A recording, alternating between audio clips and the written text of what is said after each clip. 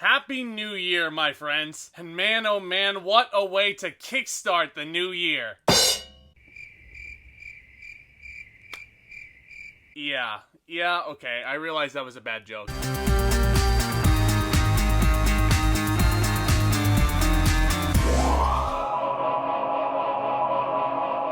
Welcome back to the channel, ladies and gentlemen, and welcome to 2021. Thank God. But welcome to yet another brand new installment of TV Thoughts, and as always, I thank you all so much for stopping by, and I hope you enjoy your stay. But this time around, we are hopping back onto Netflix to check out Season 3 of Cobra Kai. I have been so excited for this ever since I finished the big binge over the first two seasons this past fall, and this season picks up right where Season 2 left off, and it's essentially the aftermath of Miguel's big injury. And trust me, after that cliffhanger, this was much needed. Where do I even start to talk about Season 3 of Cobra Kai? You'll notice that my thoughts will obviously reflect on one thing. You should just go watch it. Staying consistent with the first two seasons and their quality, Cobra Kai, I feel, continues to set the standard for these nostalgic reboots. Because this season brings a diverse, emotional, and ever more fascinating look at the evolution of not just the old characters, Gianni, Daniel, and so forth, but also all these new kids, Miguel, Sam, Robbie, Hawk. I mean, the list just goes on. And I think the show in its new season keeps the strength in its writing, in addition to being so well directed and so well edited. By the way, there were lots of really neat editing tricks that I'd never really seen before in any form of entertainment. They kind of weaved in flashbacks from the old Karate Kid into the current happenings of Cobra Kai. It was just really neat to see that technique. And of course, bringing back the flashbacks from the old Karate Kid films like the first two seasons had. Season 3's characters are so much more well-versed now that it kind of weaves in flashbacks from the first two seasons as well, which really made me happy to see. And there's also brand new flashback footage of the Vietnam War with Kreese as a soldier, and it kind of gives him layers? Trust me, I never thought I'd be saying that in a million years. I mean, it's not like I felt for that jackass or anything. But again, guys, I never thought I would live to see the day where John Kreese's motivations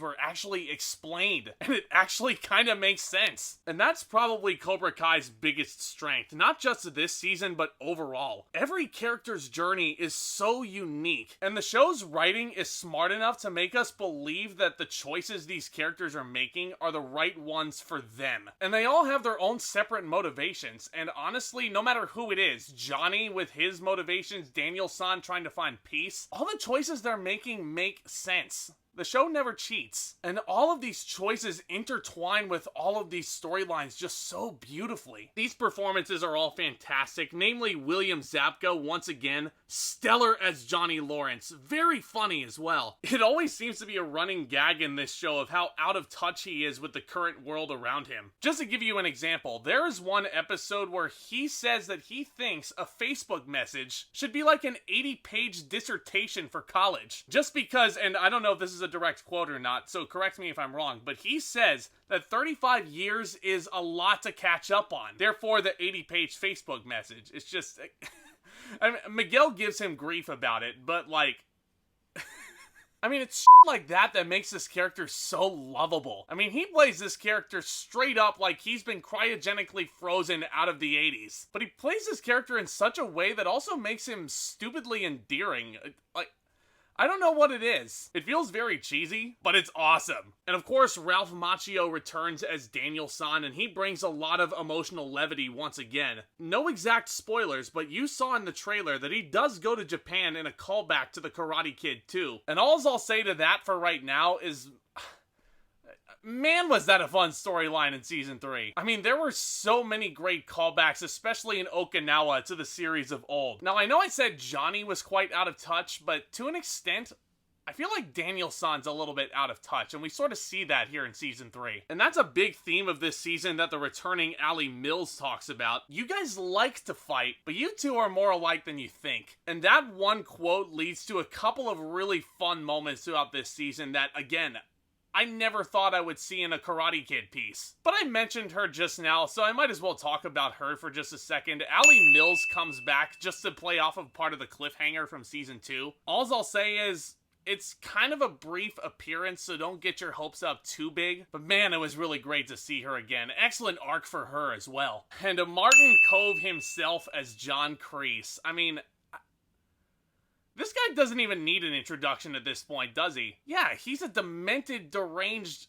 asshole, but he's so good at playing that. Yeah, it can be really corny watching him do his thing, but I swear, you take one look at this guy and you believe that this guy is fucking nuts. He almost to me feels like a cult leader who's brainwashing the uneducated masses. Except he's teaching high school students here, which obviously they're still in their higher stages of learning, but I mean, the more and more I think about it, the more fucking demented I think that is. Joking aside, I mean, whatever dojo you belong to, the old characters are very, very cool. But these new characters, they're just all really, really fascinating to watch. Of course, Xolo Mariduena once again is the heart and soul of this series as Miguel. He is such a likable, charismatic presence, and he continues that trend this season. But he gets to explore a lot more emotional range in the first half of the season in an ICU, mainly as he deals with the injuries he sustained in the Season 2 finale. I'll be honest, that was a mild spoiler, so I apologize, but that whole arc that Miguel had that first half of the season, that was one of my favorite parts. I'm not gonna lie, it was really inspiring to watch that go down. And Miguel's whole storyline this season really is the perfect example of the true essence of what Season 3 is all about. Redemption. Not just redemption in general, but it's dealing with redemption on a multitude of different levels. Kinda sounds like the multitude of different levels in a karate dojo. Just another example for you guys. Miyagi-Do are the ones to blame for the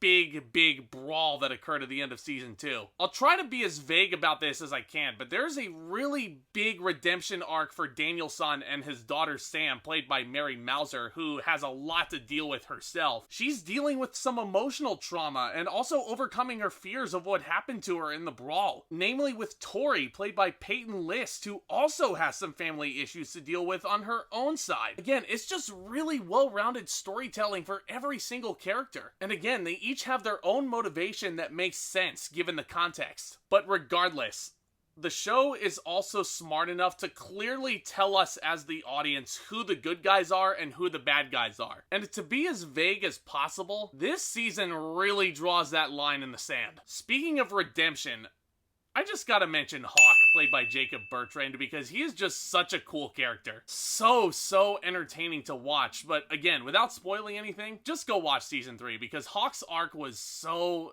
incredible. And everybody was so great in the fight sequences as well. And these fights also had some really cool new backdrops this season. One of my personal favorites this season being inside of a glow-in-the-dark laser tag arena. And also, give them credit where it's due. These fight sequences also show off some really amazing camera techniques that they're using. There's one fight scene in the LaRusso household. I won't spoil where it is in the season, but watch that sequence and you'll notice that it's all done in one shot. That was extremely impressive. I really loved that. Yeah, it's cheesy, it's cliche riddled at times, but Cobra Kai is still a damn fun time. And Season 3 is further proof of why I love this series. And I'm so happy to say that 2021 started off on a positive note, which Cobra Kai. But not to say that Season 3 is perfect. I do have a couple of issues with it, and they're really nitpicking at this point. And keep in mind, before I get flack about what I'm about to discuss, this is all constructive criticism, and it's also a TV series, so any problems I have with this season may be fixed in Season 4. Now, first of all, I've said in a number of recent reviews that some dialogue may be too on the nose, and I couldn't believe it. There were some points in Season 3 where I really wish they would have expressed more than explained in some of the dialogue. Not that they do it all the time, but when I did notice it, it was a glaring issue, unfortunately. I also felt that there were times, especially in the first few episodes, where the tone was just a little bit uneven. There were times where it'd go from an insanely dramatic, emotional moment, and then 2 seconds later they would just throw in a joke just for the sake of offsetting that. Not to say that the jokes weren't funny, because I cracked up. And not to say that Season 3 does this all the time, but I just wish that there were a couple more moments where we just had time to let that emotional stuff sink in a little bit. And lastly, there was one main character that I neglected talking about until this point right here. Robbie. He really wasn't all that interesting for a lot of this season. Now, Tanner Buchanan's performance as Robbie, as usual, was just fine, but to me, it never really felt like they explored anything new with this character for a lot of it. He just felt like same old Robbie. And it really sucks that I have to say that, because I think there was a missed opportunity here, at least for the first half of the season. I really wanted to see some more exploration of that guilt over what he did to Miguel, because he never really feels all that guilty. And because of that, it kind of just feels like his character is more of a distraction the first half of the season than he should be. And that's save for one tiny moment with Daniel in a courtyard. But again, I gotta give Cobra Kai credit where it's due, because it feels like they fixed this issue I had with Robbie later on in the season. I want to say it was around episode 8 or so. Once... Again, I'm really trying to be as vague as I can with this, because I really want y'all to check this out. But towards the finish, it was wild what happens to him, especially as it goes with that finale, which I'll talk about in just a second. But besides the thing I had with Robbie and like the little tonal issues I had, I really can't complain too much. Cobra Kai Season 3 was a heck of a fun time. I cannot wait to see where the show goes next from here, but for right now, I'm gonna give Season 3 an A. And I cannot wait to check out Season 4, by the way. I just wanted to start it right there. I was so sad when that was the end. I was like, oh, I just wanted a little bit more. Because that finale, man... Oh boy. Just when you think it's satisfying enough. Again, these showrunners just continue to outdo themselves over and over and over again. And it all leads to a very gratifying finish that, again, I dare not spoil for you. But all I'll say... it'll surely make you want to stand up and cheer. And I don't know what the end game is for this series, honestly. To me, this felt like a penultimate season. Like, it all feels like it could wrap up with Season 4. I mean, even if it does go past Season 4, I don't know, man. I mean, however long they go, I'm there day one. And I think you guys, especially those of you hardcore fans of the franchise, will really, really get a kick out of Cobra Kai Season 3. But what do you guys think? Do you guys watch Cobra Kai? Do you enjoy it? Do you not? Which character's arc was your favorite this past season? I would love to discuss all of those thoughts and then some down in the comments section below, right down there. If you guys are enjoying this content, and if you guys want a place to continue discussing the cinema and all things entertainment with me, well, you know where I'll be. This is certainly a place to do it. Please consider hitting that subscribe button down below as hard as you possibly can if you're new here, because it's free. It really does help out the channel, and you guys will also be the first ones to know anytime I upload a new video over here. And if you guys enjoyed this review also, please be sure to leave me a thumbs up on your way out. I'd really appreciate that. And as always, look out for more exciting content hitting this channel very, very soon. You all are awesome. Again, Happy New Year to everybody. I wish you all a prosperous 2021, because I think we all need it. You guys are the best. With all that being said, back talk, commence.